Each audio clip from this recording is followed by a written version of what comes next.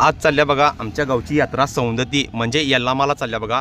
आणि 3 बस आहेत आणि 3 ट्रॅक्स आहेत आणि एवढी जवळपास एक 200 ते 250 माणसं आहेत आणि मी पण चाललो आहे। आणि आता ही स्टँडवर आहेत बघा, ही पब्लिक सगळी आमच्या गावातली आहेत। आणि आता हे देव आलेत बघा, हलगीतून वाजवत येतात तिकडनं खालनं गावातनं स्टँडपर्यंत सगळी जमा होत्यात आणि तिथून मग 9:30-10 वाजता निघतात।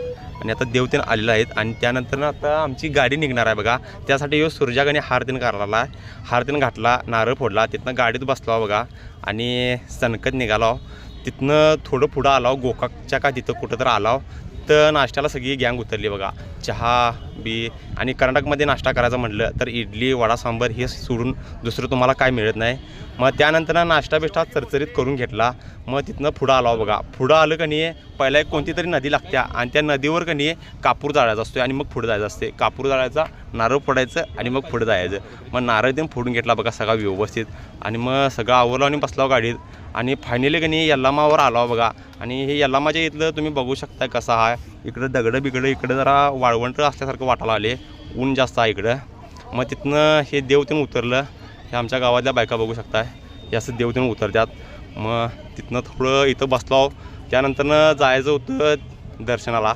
3:30 वाजता आम्ही इथं पोचलो होतो यल्लामावर। मग दर्शनासाठी का नाही नवनादा, मी आणि आमची गँग आम्ही चाललेलो बघा। मग काय तिथं जरा पुढे गेलो खाली, जवळपास का नाही आम्ही राहिलो इथून का नाही 1 किलोमीटर खाली जायला लागते मंदिर, एवढं लांब मंदिर आहे आणि वर चढत यायचं। मग इकडे तिकडं बघितलं काय काय वातावरण। मग शेवटी मंदिराजवळ आलो, दर्शन काय मिळालं नाही। 3:30 वाजता आम्ही इथं पोचलेलो। मग तिथं जाऊन आम्हाला 4 वाजेला दर्शन काय बंद झालं। मग 6 वाजता दर्शन होणार होतं।